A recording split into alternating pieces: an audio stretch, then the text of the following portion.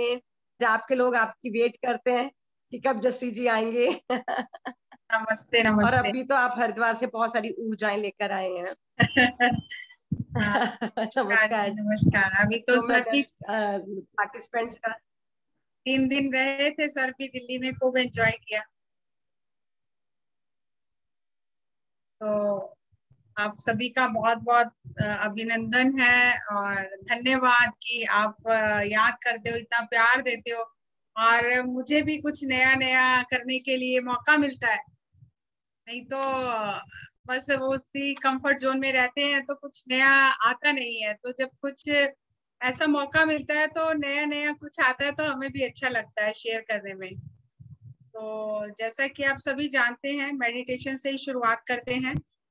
तो पहले हम हाथों को क्रॉस करके, क्योंकि ना आजकल क्या हो गया है कि बहुत सारे नए लोग ज्वाइन कर रहे हैं हर जगह, हर सेशन में नए लोग सभी स्टेट्स में ज्वाइन कर रहे हैं। जो पीएमसी चैनल पर, हिंदी पीएमसी चैनल पर कुछ एक्सपीरियंसेस सुनकर वो आ रहे हैं, हर हर स्टेट्स में ज्वाइन कर रहे हैं। तो इसीलिए पहले प्रोसेस बता देना हर बार सही है ताकि वो लोग भी ध्यान कर सके। तो हम हाथों को इस तरह से क्रॉस करते हैं, पैरों को इस तरह से क्रॉस करते हैं, पैर के ऊपर पैर रखते हैं और आंखें बंद करके चश्मा उतारकर अपनी आती जाती सांस को महसूस करते हैं।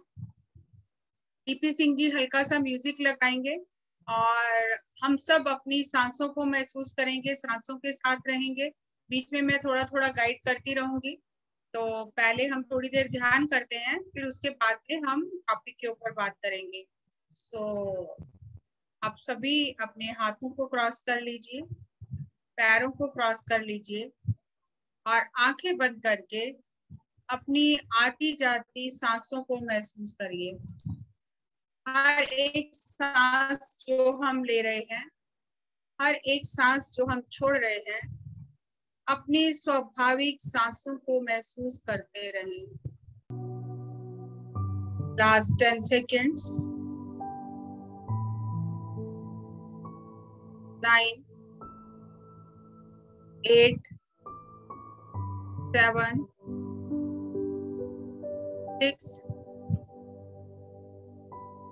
5, 4, 3, 2, 1, 0। धीरे धीरे अपने हाथों को खोलकर अपनी आंखों पर रखें। 5 सेकेंड। 4, 3, 2, 1, 0। अपनी हथेलियों के बीच में ही आंखें खोलकर ध्यान से बाहर आ जाएं।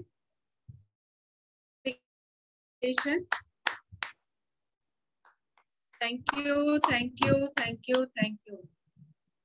आप सभी से मेरी रिक्वेस्ट है कि प्लीज अपने अपने वीडियो ऑन कर लीजिए, ताकि हम एक दूसरे को देख सकें। और कोई भी अपना एक्सपीरियंस शेयर करना चाहता है, आप हैंड रेज करके अपना एक्सपीरियंस शेयर कर सकते हैं। Yes, thank you, thank you. देखो, ये बहुत बार सभी स्पीकर्स भी आकर बात करते हैं, सब जानते हैं। कुछ लोग नए ज्वाइन करते हैं, कुछ पहले से ही जुड़े हुए हैं। ये totally pyramid spiritual societies movement के जितने भी सेशन होते हैं, ये सब एनर्जी एक्सचेंज होता है। यहाँ पर कोई एक ऐसा नहीं है कि कोई बैठ कर प्रवचन देगा और सबको सुनना है। ये सारे इंटरएक्टिव सेशन होते हैं। आप बात करते हो, आप अपना एक्सपीरियंस शेयर करते हो, तो उससे जो बोलने वाला है उसका भी एनर्जी बढ़ जाता है और उसको भी अच्छा लगता है। और ये तभी दोनों तरफ से जब एनर्जी एक्सचेंज होता है तभी सेशन का मजा भी आता है। आपको लगता है कि स्पीकर अच्छे से बात कर रहा है, टॉपिक पे बता रहा है, आपको मजा आ रहा है, लेकिन स्पीकर को मजा तब आता है, उसको लगता है कि जो उसने मैसेज डिलीवर करना था वो 100% डिलीवर हुआ है जब पार्टिसिपेंट्स बात करते हैं। तो इसलिए मैं बार बार यही सबसे रिक्वेस्ट करती हूँ, एक तो अपना एक्सपीरियंस जरूर शेयर करो और दूसरा कोई भी आपका डाउट है, कोई क्वेश्चन है, तो आप जरूर हैंड रेज करके बात करो। उससे कई लोगों को अपने प्रश्नों के उत्तर मिल जाते हैं। प्रश्न एक करता है लेकिन सबके मन में वो होता है, कोई हिम्मत नहीं करता बात करने की, तो जब एक बात करता है तो उससे सभी के आंसर्स मिल जाते हैं। सो हैंड रेज किया है मैडम, आप अपने आप को अनम्यूट कर सकते हैं। सरस्वती जी।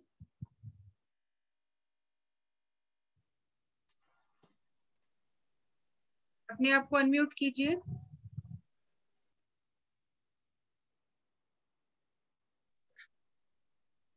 नहीं हो रहा, मैं करती हूँ।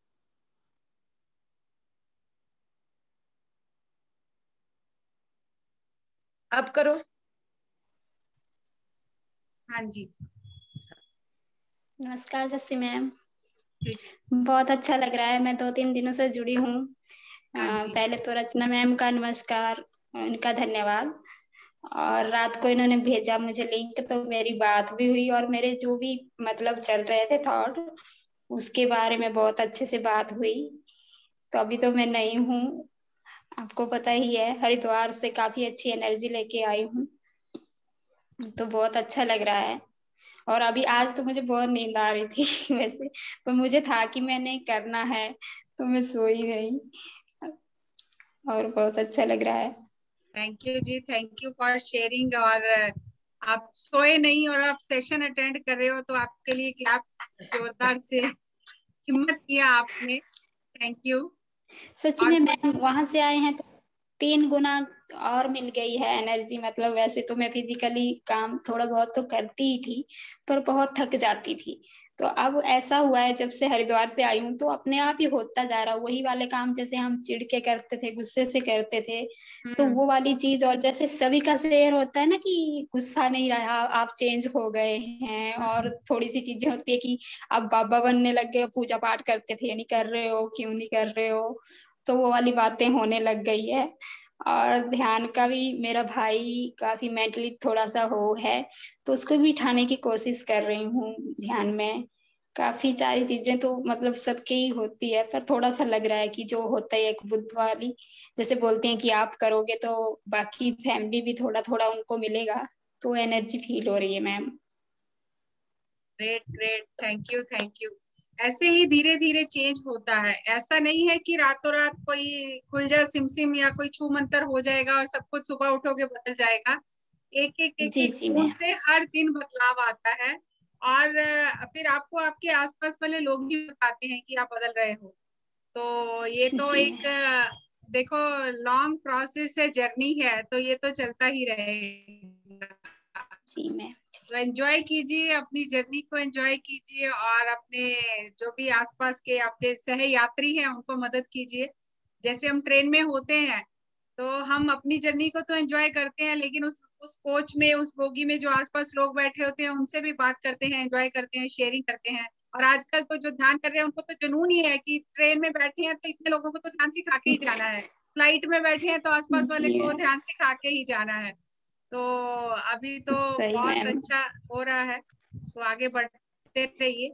Thank you very much for sharing. Anybody else, और कोई शेयर करना चाहता है? तो आज हम एक स्टोरी से शुरुआत करते हैं। बहुत साल पहले थाईलैंड में बौद्ध भिक्षु हुआ करते थे, बौद्ध धर्म का बहुत प्रचार था वहां पर। और जो बर्मीज थे उन्होंने वहां पर अटैक किया। तो वहां पर थाईलैंड में एक जो बौद्ध भिक्षु थे उन्होंने एक बहुत बड़ा गोल्ड का बुद्धा बनाया था, बहुत सुंदर, 10 फीट ऊंचा बुद्धा था। और जब उन्हें ये पता चला कि अब अटैक हुआ है और हम सब मारे जाएंगे, तो उन्होंने उस बुद्धा को, वो जो उनकी धरोहर थी, उसे बचाने के लिए एक युक्ति निकाली कि इसको हम 12 इंच मोटे जो मिट्टी की परत है इससे ढक देते हैं, क्योंकि अगर ये दिखाई देगा तो जरूर वो इसे ले जाएंगे, और अगर ये दिखाई नहीं देगा तभी ये बच पाएगा। तो उन्होंने उस बुद्धा को 12 इंच मोटी जो मिट्टी की परत थी उससे कवर कर दिया पूरी तरह। और जब कवर कर दिया तो वो बुद्धा तो छुप गया, लेकिन वो एक शेप सी बन गई, जैसे बुद्धा की शेप मिट्टी की बन गई। तो जब वहां पर अटैक हुआ, बर्मीज जो थे उन्होंने सभी बौद्ध भिक्षुओं को मार दिया। उन्होंने ये हाईवे पे ये स्टैचू देखा, लेकिन अब मिट्टी का स्टैचू है तो कौन इसको देखेगा, तो वो बच गया और उसका कोई नुकसान नहीं हुआ। काफी सदियों बाद, 100-200 साल बाद, जब धीरे धीरे फिर वहां बुद्ध धर्म का प्रचार हुआ और उन्होंने फिर उन मोनेस्ट्रीज जो थी, जो दी गई थी, उनको दोबारा से रीलोकेट करना शुरू किया। और जब रीलोकेट करना शुरू किया तो उन्होंने देखा कि ये तो इतना सुंदर बुद्धा, इतना बड़ा बुद्धा है, अगर इसे किसी मंदिर में अगर हम रख दें किसी तरह से तो बहुत अच्छा रहेगा। तो उन्होंने बहुत बड़ी बड़ी क्रेन्स मंगवाई और हाईवे से उस बुद्धा को हटाने के लिए बहुत प्रयास किया, लेकिन जब वो हटाने लगे तो उसमें क्रैक्स आने लग गए। तो वो जो मेन जो वहां का जो बौद्ध भिक्षु था, उसने कहा कि नहीं, अब कल हम इसको और ज्यादा बड़ी क्रेन लाकर इसको हटाएंगे, ये इतना सुंदर स्टैचू है, ये कहीं टूट ना जाए। तो ऐसा हुआ कि रात को इतनी तेज बारिश हुई, इतनी तेज बारिश हुई कि वो जो बुद्धा का स्टैचू था और कुछ क्रैक्स उसमें आ गए थे, तो पानी जब उसके अंदर गया तो उसके ऊपर का जो टॉप था वो वहां से मिट्टी हट गई। और जब मिट्टी हट गई तो अब उनको तो मालूम नहीं है ये क्या हो रहा है, तो उन्होंने सोचा अब ये मिट्टी हट गई है तो अब ये बुद्धा, ये भी मिट्टी हटने से ये बैठ जाएगा नीचे। तो जब टॉर्च लेकर रात को वो देखने के लिए निकले तो वहां पर एक चमक सी दिखाई दी उनको, कि जैसे कोई चीज बहुत चमक रही है। जब पास जाके देखा और ये तो बुद्धा का जो स्टैचू है उसमें से चमक आ रही है, तो उन्होंने उस स्टैचू के जब पास जाके देखा, उसको टच किया, तो पता चला ये तो प्योर गोल्ड का स्टैचू है। उस समय उसकी कीमत $200 मिलियन थी। आज से कितने वर्ष, सदियों पहले की बात है। तो इस तरह से वो जो बौद्ध भिक्षु थे, उन्होंने अपनी समझदारी से उस बुद्धा को, जो स्टैचू था इतना कीमती, उसको बचा लिया। और बाद में थाईलैंड, बैंकॉक में थाईलैंड के एक मोनेस्ट्री में उसको बुद्धा को रखा गया, वहां से हटाकर, और आज भी लोग जाते हैं उसको देखते हैं, गोल्डन बुद्धा ही है उसका। ये रियल स्टोरी है।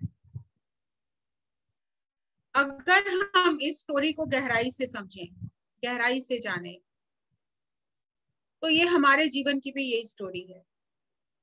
हम सभी वो गोल्डन बुद्धा हैं जिसके ऊपर मोटी मोटी मिट्टी की परत जम गई है। अब हमें उस परत को हटाना है ताकि हम अपने वास्तविक, जो हमारा रियल सेल्फ है, जो हमारा वास्तविक स्व है, उसको हम जान सकें, अपने रियल सेल्फ को पहचान सकें। रचना मैडम, ये आप प्रेजेंटेशन देख पा रहे हैं?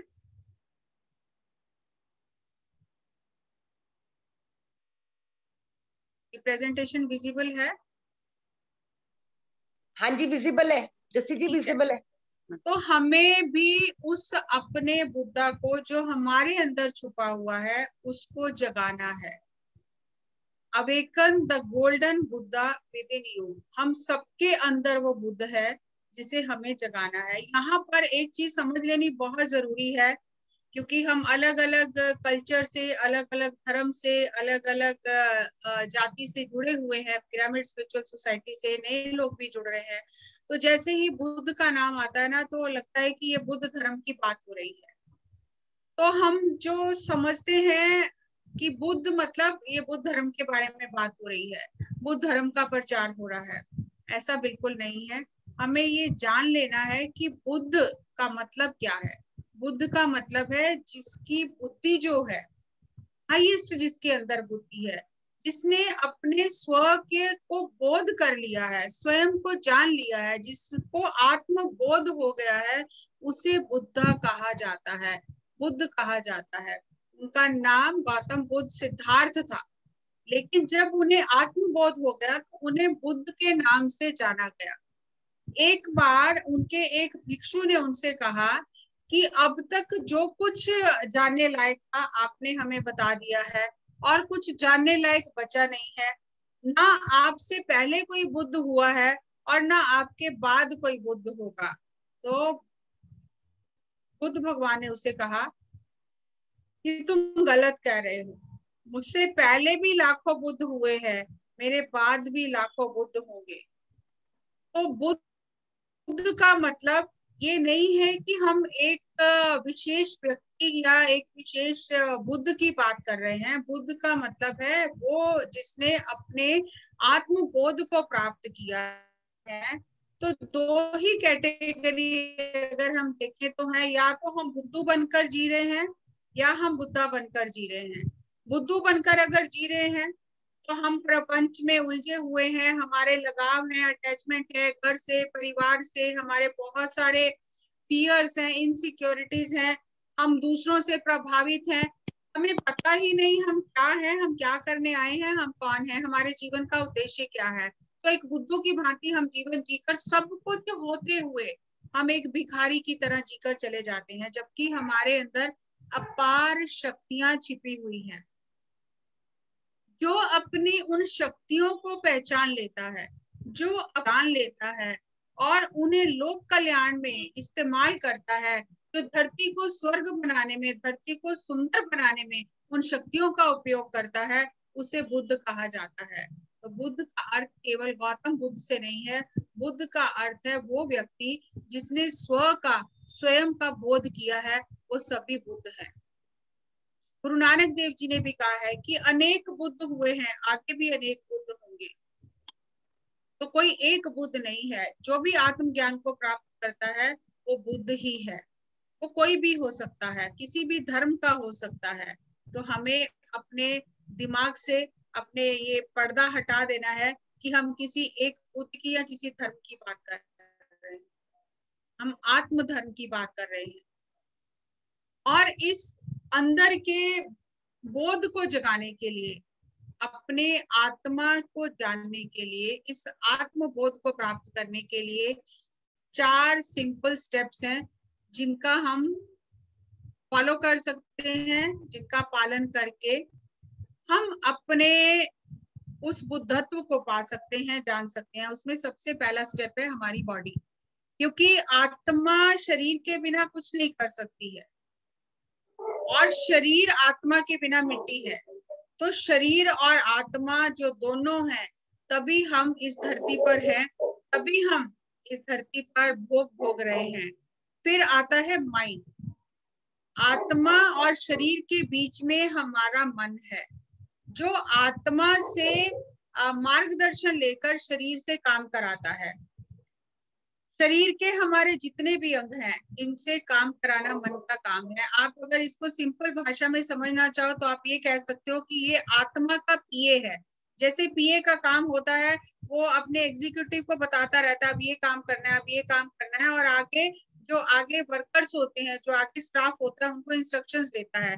तो जो मन है वो आत्मा और शरीर के बीच में है, जो आत्मा से इंस्ट्रक्शन लेके शरीर से काम कराता है। और जो मनुष्य जीवन है, इसमें सबसे जो अद्भुत खेल है वो भावनाओं का है।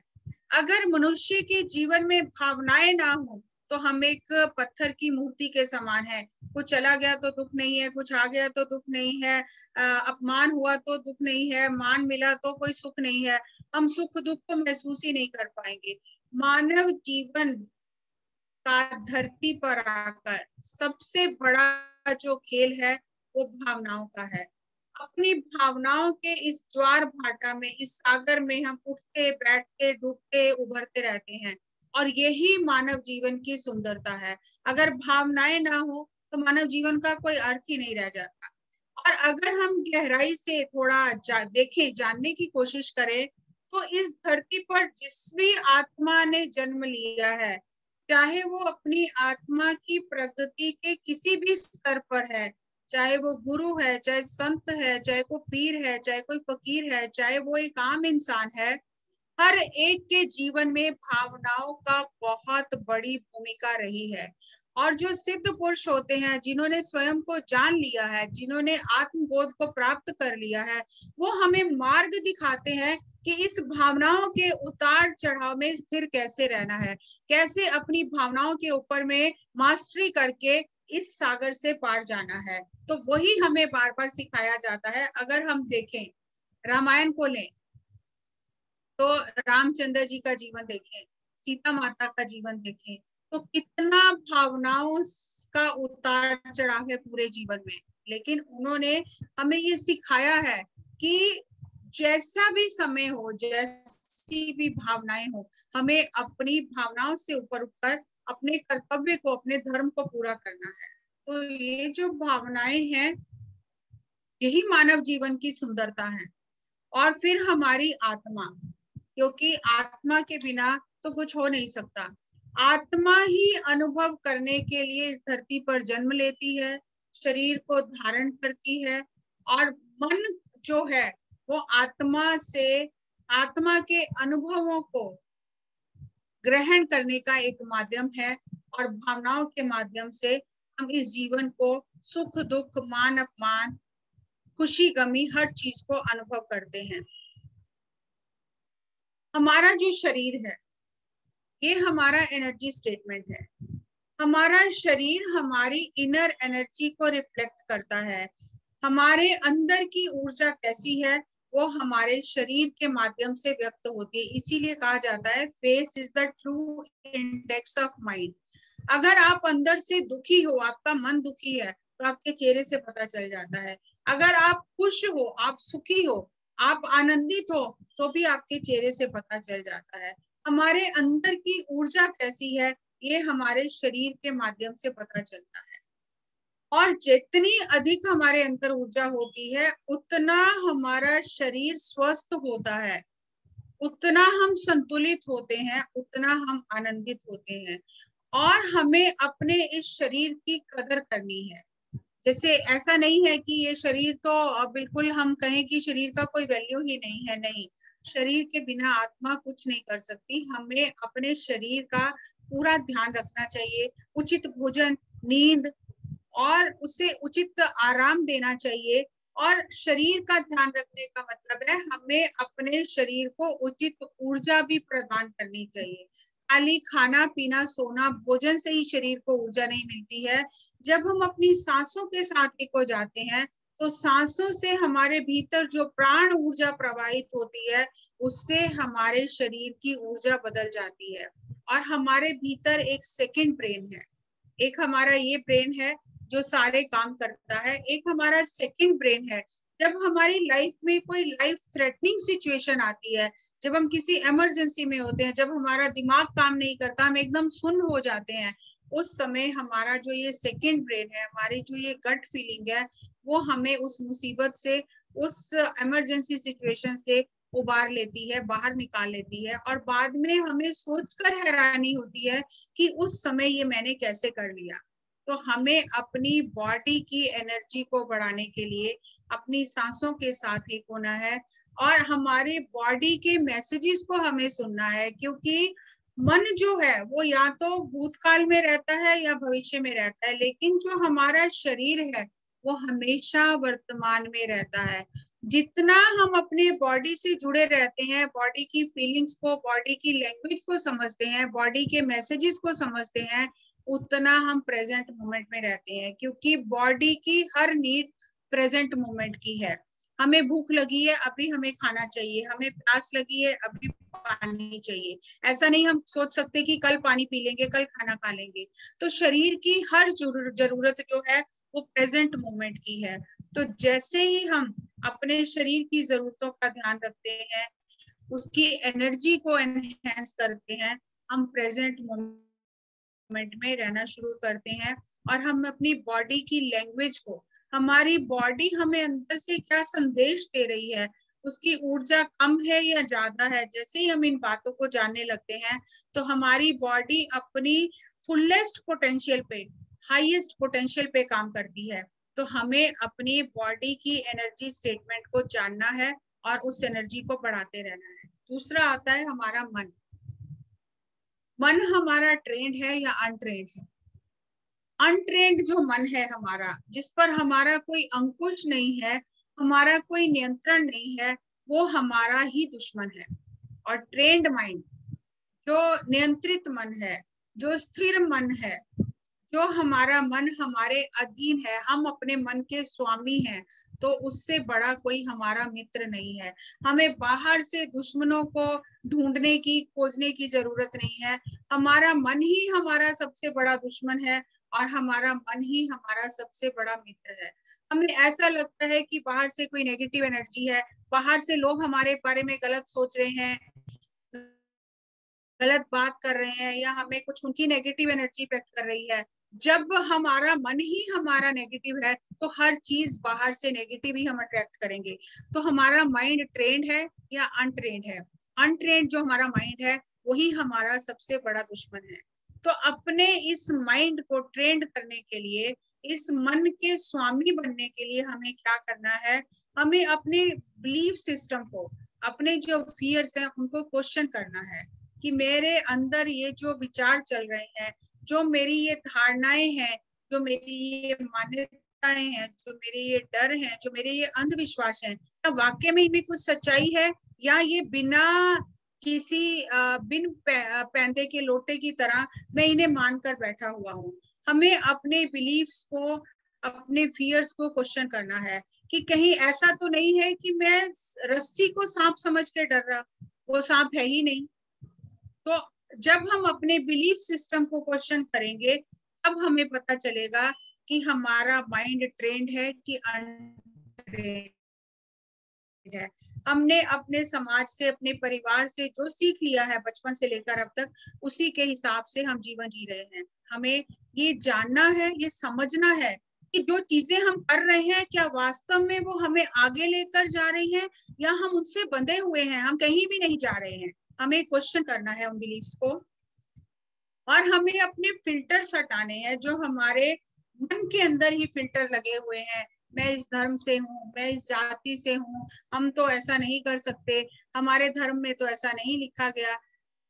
हमारी सबसे बड़ी जो चुनौती ये है कि हम अपने ही धर्म के बारे में कुछ नहीं जानते, लेकिन जब कोई नई बात सीखने के लिए हमें मिलती है तो सबसे पहले हम कहते हैं कि हमारे धर्म में ऐसा लिखा है, जबकि हमने अपने धर्म की कोई खोज नहीं की है।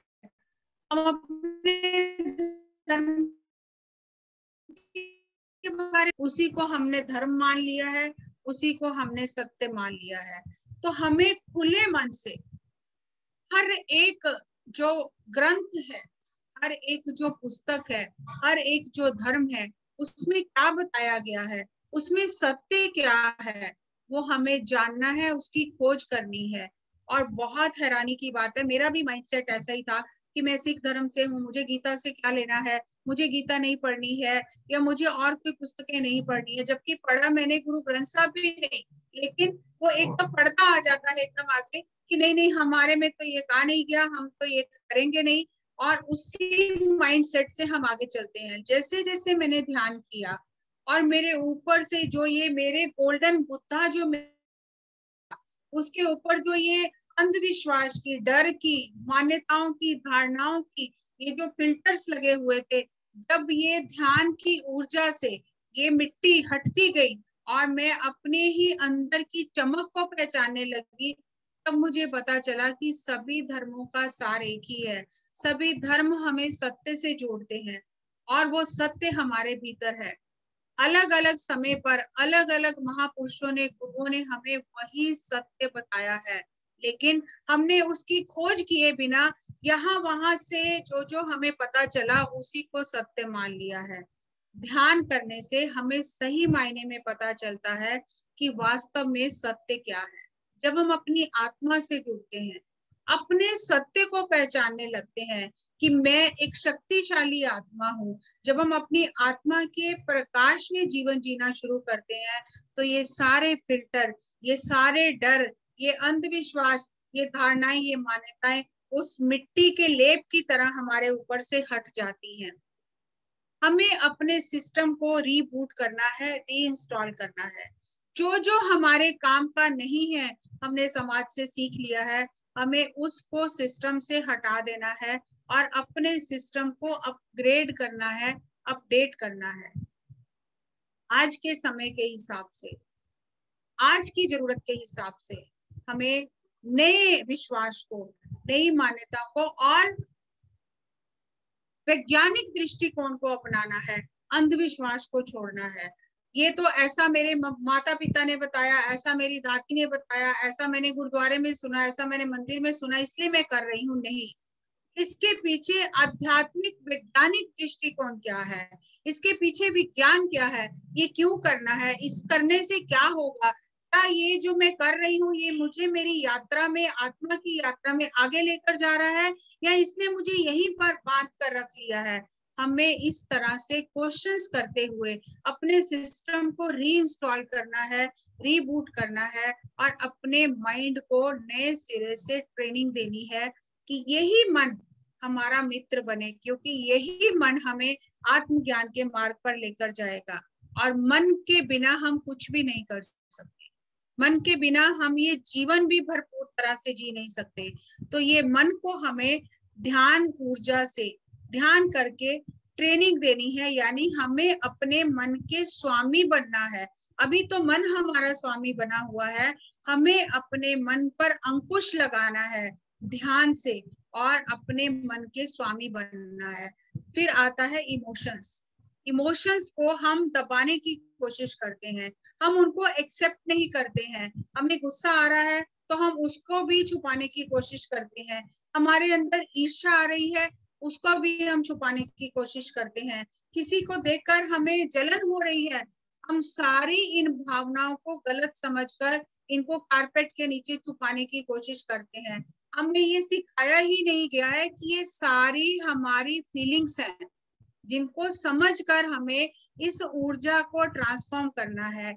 अगर हम इमोशंस को देखें तो इसको अगर वर्ड को ब्रेक करें, इमोशंस, एनर्जी इन मोशन, वो जो एनर्जी मोशन में हमारी बॉडी में चल रही है, क्या वो सही मायने में फ्लो हो रही है या वो कहीं कहीं ब्लॉक हो गई है, रुक गई है। और जब ये एनर्जी फ्लो नहीं करती है, रुक जाती है, तो वही हमारे शरीर में बीमारी बन जाती है।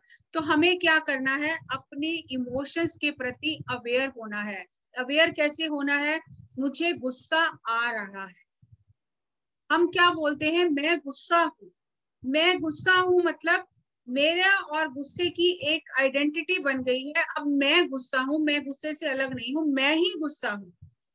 लेकिन जब हम शब्द को बदलते हैं कि मुझे गुस्सा आ रहा है, जब मुझे गुस्सा आ रहा है, मुझे ये अवेयरनेस आ रही है, तो मतलब ये है कि जो आया है वो चला भी जाएगा। तो हमें पहले अपने फीलिंग्स को लेबल नहीं करना है कि ये रॉन्ग है, ये राइट है, ये रॉन्ग राइट हमने बना लिया है।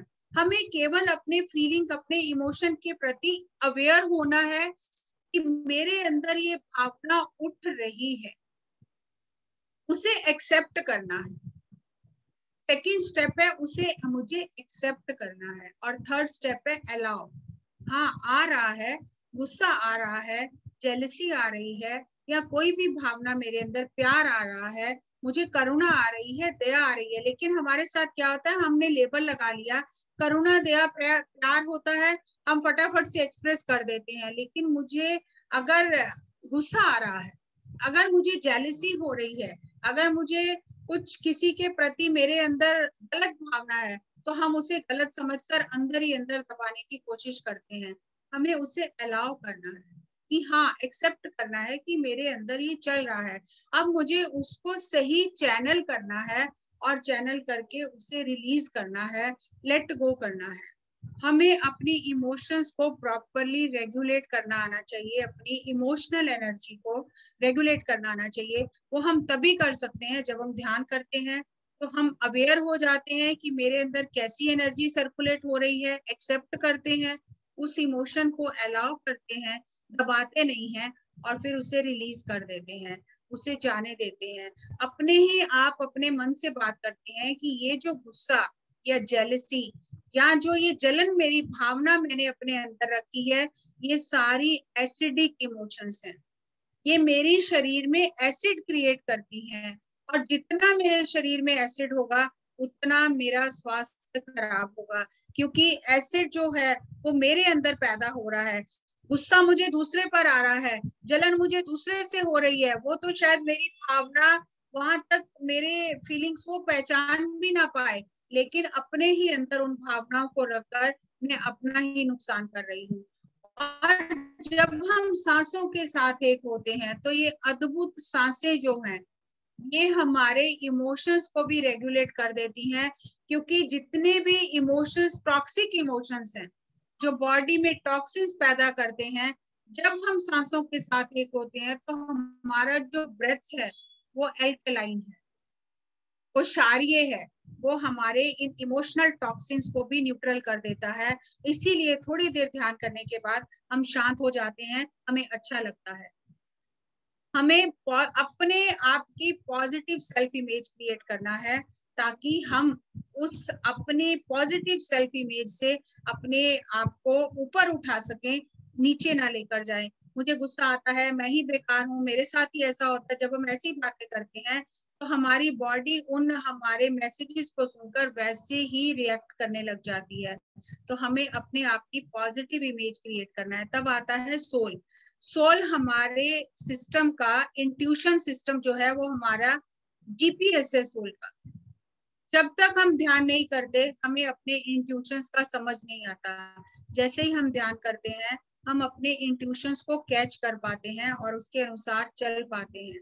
ये जो इंट्यूशन है ये हमारे कॉन्शियस और सबकॉन्शियस माइंड के बीच में एक लिंक है, और जितना हम ध्यान करते हैं उतना ये लिंक जो है स्ट्रांग हो जाता है और हम अपने इंट्यूशन को अच्छे से समझ पाते हैं और उस पर चल पाते हैं। जब भी हम कोई काम करते हैं तो हमारे लाइफ में, हमारे उस सिचुएशन में, उस समय प्रेजेंट मोमेंट में एक अपॉर्चुनिटी विंडो खुलती है। कुछ भी काम करने से पहले एक बार सोचें कि कहीं ये ऐसा अवसर तो नहीं, ऐसी खिड़की, ऐसा अपॉर्चुनिटी विंडो तो नहीं खुली मेरे सामने जिससे मुझे अवेल करना है और आगे बढ़ना है। तो अपनी जब वो हम तभी कर सकते हैं जब हमारी इंट्यूशन हमें गाइड करे, नहीं तो हम फियर और इनसिक्योरिटी में उस अपॉर्चुनिटी का फायदा उठाना भूल जाते हैं, फायदा नहीं उठा पाते। साइंस ये कहती है कि सिर्फ 25 सेकंड के लिए वो विंडो ओपन होती है। अगर उस समय हमने सही डिसीजन ले लिया तो हम अपनी लाइफ को रीशेप, रीस्ट्रक्चर और रिक्रिएट कर सकते हैं। वो तभी होगा जब हम ध्यान करके अपने इंट्यूशन को स्ट्रॉन्ग करेंगे। तो हमें अपने बॉडी से एक पॉजिटिव डायलॉग करना है, क्योंकि कम्युनिकेशन जो है वो ही हर तरह के जो दूरी है उसको दूर कर देता है। तो सबसे पहले हमें लगता है हम दुनिया से दूर हैं, सबसे पहले तो हम अपने आप से दूर हैं, हम अपने ही शरीर से दूर हैं। कैसे दूर हैं? हर समय हम अपने बॉडी को लेके नेगेटिव सेल्फ टॉक करते हैं या दूसरों से भी नेगेटिव बात करते हैं कि मुझे तो बहुत दर्द हो रहा है, मुझे तो ये बीमारी है, मुझे तो ये परेशानी है। ऐसा ही मैं भी पहले ऐसा ही करती थी। ध्यान में आने से पहले मैं भी हमेशा नेगेटिव सेल्फ टॉक और अपनी बीमारी के बारे में ही बात करती थी। और जब हम इस तरह की बातें करते हैं तो हमारी बॉडी हमारे उस मैसेज को सुनकर उसी चीज को बढ़ाती रहती है और हम कभी भी ठीक नहीं होते हैं। हमें अपनी बॉडी के साथ में पॉजिटिव डायलॉग करना है। पॉजिटिव डायलॉग करने के लिए क्या करना है? जैसे नेगेटिव डायलॉग है, nothing is good in my life, everything will be all right in my life, I am worthless, I am responsible, I am powerful, time will never change, this time will soon pass, this time will pass, I am weak की जगह I am strong, I will not try again, I will not stop trying, I will keep on trying, I cannot do this, I can do this, I am not good enough, I am not worthy की जगह I am sufficient, I am enough, I have the power to change, my body is improving every day, my body is becoming healthy every day। जब हम अपनी body से positive talk करेंगे तो automatically body अपने energy को recoup कर लेगी, रिस्टोर। फिर आता है हमारा माइंड। तो जहां हमारा ध्यान जाता है वहीं हमारी ऊर्जा जाती है। तो हमें अपने ध्यान को प्रेजेंट मोमेंट में लाकर रखना है। ये जो आप देख रहे हो एक पेंडुलम सा, तो हमारा मन या तो पास्ट में रहता है या फ्यूचर में रहता है। Present moment is the key for happiness. Present moment is the key for success. और अगर हम मौन रहे थोड़ी देर और अपने साथ अपने कनेक्शन को स्ट्रॉन्ग करें, अपनी बॉडी के डायलॉग को सुने, अपनी बॉडी से पॉजिटिवली बात करें, तो हम अपने मन को वर्तमान क्षण में लेकर आ सकते हैं। और हमें लेट गो करना आना चाहिए, हर चीज को पकड़ कर रख लेना, चीजों को भूलना नहीं।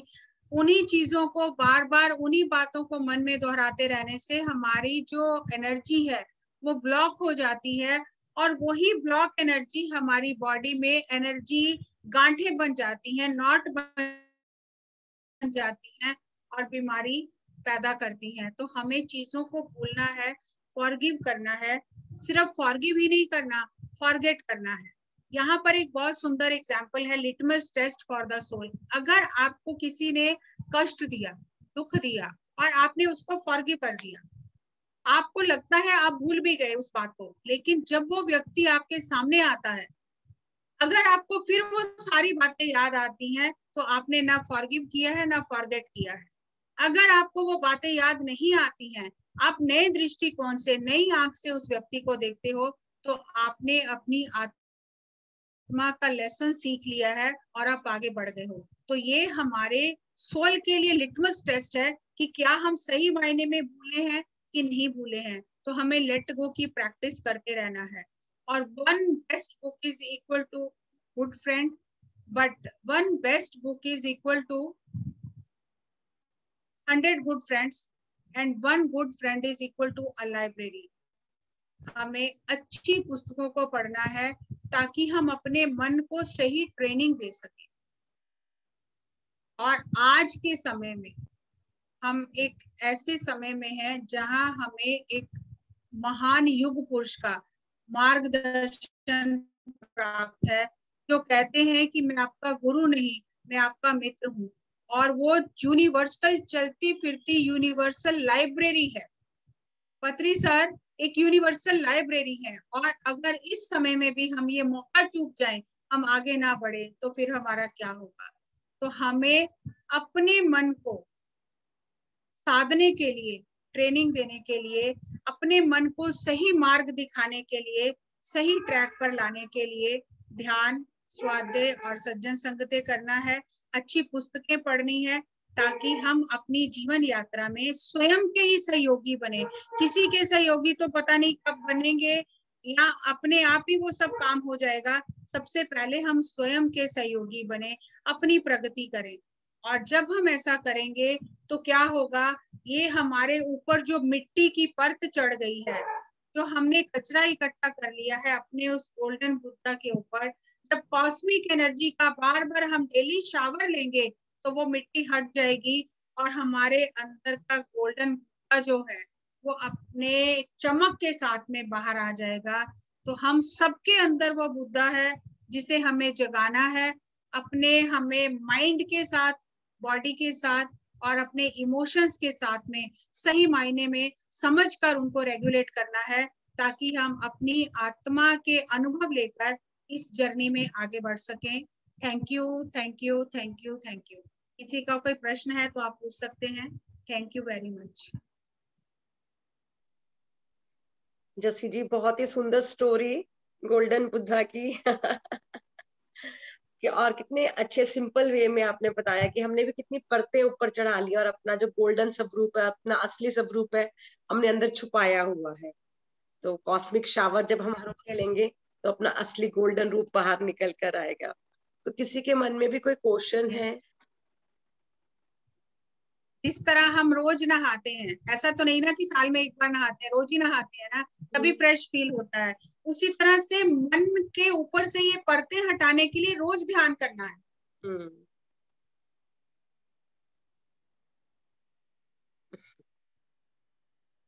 यस, सब थैंक यू कर रहे हैं जस्सी जी, सब थैंक यू बोल रहे हैं। हमारे देखो, अगर हम देखें ना, बहुत सिंपल है। एक तो सबसे पहले अगर हम बॉडी लेवल पे देखें तो हमेशा हम बॉडी के बारे में नेगेटिव बात करते हैं। हमारा जो अपनी ही बॉडी से डायलॉग है वो भी गलत है, नेगेटिव है। ये दर्द हो रहा है, वो दर्द हो रहा है, सिर दर्द हो रहा है, मतलब हमारा फोकस जो है वो पॉजिटिव है ही नहीं बॉडी को लेके। तो इसीलिए बॉडी जो है वो गिव अप करती रहती है और नीचे नीचे नीचे नीचे बीमार होती रहती है। अगर हम थोड़ा सा अपना फोकस चेंज करें, ठीक है, मान लो मैं हूं, अगर मुझसे चला नहीं जा रहा, मुझे कुछ घुटनों में प्रॉब्लम है या मुझे पैरों में प्रॉब्लम है, दर्द है, लेकिन मेरी आंखें तो कितनी वंडरफुली काम कर रही है, मेरा दिमाग कितना अच्छा काम कर रहा है, मेरे शरीर के बाकी अंग कितने अच्छी तरह से काम कर रहे हैं। ऐसे भी लोग हैं जो खाना भी नहीं खा पा रहे हैं, हॉस्पिटल में है, कोमा में है, लेकिन मेरी तो बॉडी काम कर रही है। तो जब हम बॉडी के साथ में पॉजिटिव डायलॉग करेंगे तो ऑटोमेटिकली बॉडी अपने सिस्टम को रिस्टोर करने लग जाएगी। हम नेगेटिव बात करके उसकी एनर्जी को और लो कर देते हैं, तो वो उठ ही नहीं पाती है। जैसे कोई कमजोर हो, वो खड़ा नहीं हो पा रहा, ऊपर से उसे आप 2 थप्पड़ मार दो तो वो क्या करेगा? वो तो लेट ही जाएगा ना। तो हमें उसे उठाना है, हाथ देकर उसे ऊपर उठाना है कि तुम उठ सकते हो, तुम कर सकते हो, तुम उठो, तुम थोड़ी हिम्मत करो, तो अपने आप बॉडी उस तरह से हिम्मत करने लगेगी। इसी तरह से माइंड है हमारा माइंड अनट्रेन्ड है, वही नेगेटिव फोकस है हमारा, अनट्रेन्ड है इसीलिए नेगेटिव फोकस है। जैसे जैसे ध्यान करेंगे पॉजिटिव फोकस होगा, ऑटोमेटिकली माइंड के लेवल पे भी बॉडी को सही इंस्ट्रक्शन जाएगा, तो अपने आप सब सही होने लगेगा। इसी तरह इमोशंस है, हम लेट गो नहीं करते, पकड़ कर बैठ जाते हैं और वो गांठें बन जाती हैं शरीर में और वो बीमारी बनकर आ जाती है। अगर आप लुइस एल हे को जो लोग पढ़े हैं, ये जो कैंसर है ये गिल्ट की गांठें हैं, ये गिल्ट की गांठें हैं जो शरीर में जमा हो गई हैं। अगर आप वो गिल्ट को निकाल दोगे, ये जो एनर्जी नॉड्स खुल जाएंगे तो ऑटोमेटिकली आप ठीक हो जाएंगे। और ऐसे हजारों लाखों लोग हैं जिन्होंने अपने बॉडी के ऊपर काम करके, अपने एनर्जी सिस्टम पे काम करके खुद को ठीक किया है। और जब ये चीजें रेगुलेट होने लग जाती हैं, लेट गो करना आ जाता है, तो सोल तो एवर ब्लिस में ही है हमेशा। तो हम अपनी जर्नी में स्वयं के सहयोगी बने, स्वयं के हम दुश्मन ना बने, स्वयं के रास्ते में रुकावटें ना पैदा करें, हम स्वयं के सहयोगी बने। और जब हम अपने ही आप को प्रकाशित कर लेंगे तो गोल्डन बुद्धा जो हमारे अंदर है, हमें उसका प्रकाश किसी को दिखाने की जरूरत नहीं है, वो तो स्वयं ही फैलने लग जाएगा। Awaken the golden Buddha. Thank you so much Jassi ji, thank you for the wonderful session. मेरे ख्याल एक संतोष जी हैं, वो कुछ पूछना चाहते हैं क्या? हाँ जी, हाँ जी, पूछिए संतोष जी। नमस्ते रचना जी। नमस्ते जस्सी जी। मैं यहाँ शिकागो से बोल रही हूँ। बहुत अच्छा सेशन था, जस्सी जी ने बहुत अच्छा मेडिटेशन कराया। मैं तो वैसे आपकी और उनकी दोनों की बहुत बड़ी फैन हूँ और आपके बहुत प्रोग्राम मैं यूट्यूब पे देखती हूँ, तो अपने आप को मैं रोक नहीं पाई बात करने से। बहुत अच्छा लगा, बहुत एनर्जी है आपके ग्रुप में। और जैसी जी ने इतना क्लेरिफिकेशन कर दिया, हर चीज की इतनी क्लैरिटी आ गई दिमाग में, बहुत अच्छा लगा। Thank you, thank you, thank you Rachna ji, thank you Jassi ji, thank you ji, thank you Jassi ji. Ruby ji, आप कुछ बात करना चाहते हैं? हाँ जी, अपने आप को अनम्यूट कर ले। हाँ जी, हेलो मैम। हाँ जी, हेलो जी, हेलो। हाँ जी मैम, ये मैं पूछना चाह रही थी, जैसे आपने बोला कि जैसे हमें बॉडी में पेन होती है या हम लोगों को कोई भी तकलीफ फील होती है तो हम दूसरों को बोल बोल बोल के बढ़ा देते हैं कि मेरे को दर्द हो रही है, मेरे को इधर दर्द, वो दर्द, या मेरे को ये प्रॉब्लम है, हर बार बोल के बढ़ा ले। लेकिन मैं ऐसा कभी, मैं उल्टा छुपाती हूँ। मैं कभी किसी को, बच्चों को या किसी को बोलती ही नहीं हूँ कि मुझे परेशानी है या मुझे दर्द है या कुछ ऐसे। लेकिन वो दर्द मुझे तो अंदर अंदर हो रही है ना, मेरा ध्यान उसी में होता है। अपना ध्यान तो मेरा पेन में ही रहता है कि ये मेरे को इधर दर्द है या मेरे दांत में है या मेरे गोडे में है या मेरी सर्वाइकल है। तो उसको अपने को क्या फॉर्मेशन दें या अपना ध्यान उधर से कैसे हटाएं कि वो हील हो। मैं दूसरों को तो खैर नहीं देखो बोलती। सबसे पहले तो मेडिटेशन के बिना तो कुछ हो नहीं सकता। सबसे पहले तो हमें मेडिटेशन ही करना है और आपने अपने फोकस को चेंज करना है। मैं जो करती हूँ मैं वो बता रही हूँ कुछ भी होता है तो मैं अगर किसी से बात भी करती हूँ ना, तो मैं ये कहती हूँ कि मेरी हीलिंग हो रही है, my body need some time for healing, तो मेरी हीलिंग हो रही है। तो वो जो पेन है वो अपने आप हीलिंग में कन्वर्ट हो जाता है। पहले क्या करते थे, बहुत दर्द हो रहा है, बहुत दर्द हो रहा है, उठ नहीं पा रही हूँ, बैठ नहीं पा रही हूँ। अगर हम आपस में भी, जैसे मान लो अभी हमारा ग्रुप है मेडिटेटर्स का, तो हम आपस में भी बात करते थे, तो यही बात करते थे, आज सिर दर्द हो रहा है, आज मैं काम नहीं कर सकती हूँ। हमें लगता है कि जो है वही तो बता रहे हैं। हाँ जी, हाँ लेकिन जी। जैसे जैसे एनर्जी साइंस की समझ आई और ये पता चला कि जो हम बोल रहे हैं वो बढ़ रहा है, तो मैंने उसको चेंज किया। तो मैंने ये कहना शुरू किया कि आज ना मेरी हीलिंग हो रही है, आज मेरा अपने से हीलिंग प्रोसेस हो रहा है। अपने से बोलना अपने है, से, मतलब दूसरे से तो मैं अपने नहीं से भी बोलना बोलती। है, दूसरे से। अभी जैसे मान लो हम पीटीजे का काम करते हैं, या बसंता मैम है, या और लोग मुझे कॉल करते हैं और मेरा बिल्कुल मन नहीं है बात करने का, मेरा हेडेक हो रहा है, तो पहले क्या बोलती थी, अभी मुझसे बात नहीं होगी, मेरा सिर दर्द हो रहा है। अब मैंने 10 लोगों को दिन में बोल दिया मुझसे बात नहीं हो रही, मेरा सिर दर्द हो रहा है, तो बात तो वहीं की वहीं आ गई ना। तो अभी जब मुझे इस बात की अवेयरनेस आई, तो मैंने जैसे फोन आया तो मैंने उनको बोल दिया कि मेरा कुछ हीलिंग प्रोसेस चल रहा है, मैं कल बात करूंगी। अब आप देखो दोनों में कितना फर्क आ गया। तो वो हमें अवेयरनेस जैसे जैसे ध्यान करते हैं वो वैसे अवेयरनेस बढ़ती है। ऐसा नहीं है कि हम मास्टर बन गए हैं, हम भी हर दिन सीख रहे हैं कुछ नया नया। क्यों रचना मैडम? नहीं मैम, आप तो बिल्कुल। बहुत ही ग्रेट है। हम भी रोज बहुत कुछ सीखते हैं, बहुत कुछ रिलेशंस में सीखते हैं, बहुत कुछ दूसरों के बिहेवियर से बहुत कुछ सीख रहे हैं। ये लर्निंग प्रोसेस है। जो कह देते ना कि मैंने सब कुछ सीख लिया, समझो उसकी जर्नी खत्म। ये तो लाइफ टाइम का प्रोसेस है। हमने अपने आप को तराशते जाना है, तराशते जाना है, तराशते जाना है। जैसे जैसे जी ने कहा, अपने इमोशंस को हमने वॉच करना है। हाँ, अगर जेलसी हो रही है तो हो रही है, मैं उसको वॉच कर रही हूँ, मैं आगे से उस पर काम करने की कोशिश करूंगी, पर जेलसी एटलीस्ट का मैंने एक्नॉलेज तो किया ना उस चीज को, क्या जेलसी हो का रही है। एक सुंदर एग्जाम्पल दूं मैं? हाँ जी, हाँ जी। आप ही से हम दोनों के बीच की बात है। हाँ जी। ये एक बहुत नॉर्मल इमोशन है जिसको हम एक्सेप्ट नहीं करते, हम इग्नोर करते हैं। तो शुरू शुरू में जब रचना मैडम को सर स्टेज पे बुलाते थे, मैं तो नई नई आई थी, और रचना मैडम तो बहुत पहले से इतना काम कर चुकी थी, इतना सब कुछ करती थी, और धीरे धीरे मैंने भी करना शुरू किया। तो मैं रचना मैडम को सर स्टेज पे बुलाते थे, इतना अच्छा ये बोलती थी, इतना सब अच्छे से सर इनको इतना प्यार करते थे, इतना एक्नॉलेज करते थे हर बात के लिए। तो एक बार मेरे मन में आया कि यार मैं कब वहां तक पहुंचूंगी, ये तो इतना कर चुकी है, इतना सब है, और इतना सर इनको प्यार करते हैं, तो यहाँ तक पहुंचना तो बहुत मुश्किल है। जब एक दो बार मेरे मन में ये बात आई, तो मैंने उस समय नोटिस किया कि अगर मैंने इसको रूट नहीं किया इस बात को, तो यही जेलसी बन जाएगी, ये जेलसी बनती जाएगी कि भी इनको तो सर बहुत चाहते हैं, इनको तो बहुत प्यार करते हैं, तो मैं उस ऊर्जा में बह जाऊंगी। तो मैंने अपने आप को चैनल, ये रियल एग्जाम्पल बता रही हूँ, मैंने अपने आप को चैनल करने के लिए क्या किया कि जो वो कर चुकी है, जो वो कर रही है, क्या मैं कर सकती हूँ? नहीं कर सकती। हर एक का एक यूनिक पर्पस है लाइफ में, हर एक का एक यूनिक तरीका है काम करने का, हर एक अपने आप में यूनिक है। तो जो मुझे उनका शेडो क्यों बनना है, मुझे वो करना है जो मैं कर सकती हूँ। और जब भी मेरे मन में किसी के लिए भी बात आती है, तो मैं फर्स्ट क्वेश्चन ये करती हूँ कि क्या जो वो कर रहे हैं मैं वो कर सकती हूँ? क्या मैं इतनी सेवा कर सकती हूँ? क्या मैं अपना तन मन धन इस तरह से लगा सकती हूँ? नहीं तो मैं अपने मन को कहती हूँ फिर चुपचाप बैठे रहो, जो तुम कर सकते हो तुम वो करते जाओ। तो वो जो इमोशन है वो रेगुलेट हो जाती है, वो आगे नहीं बढ़ती है।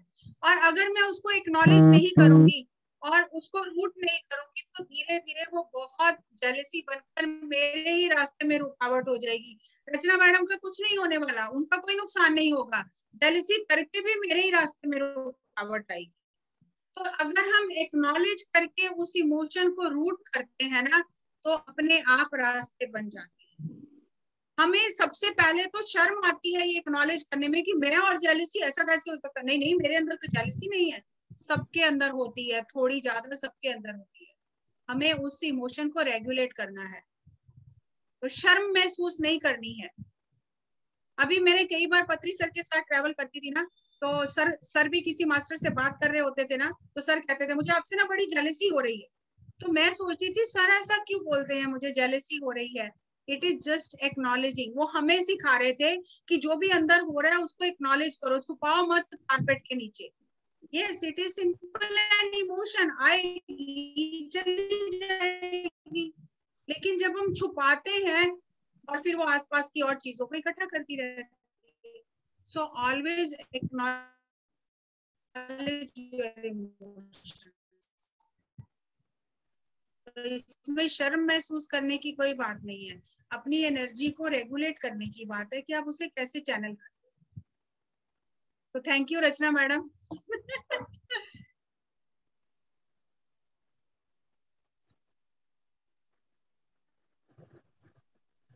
हम लोग जल्दी फिर से मिलेंगे जस्सी जी, गोल्डन बुद्धा के सेकंड पार्ट के साथ।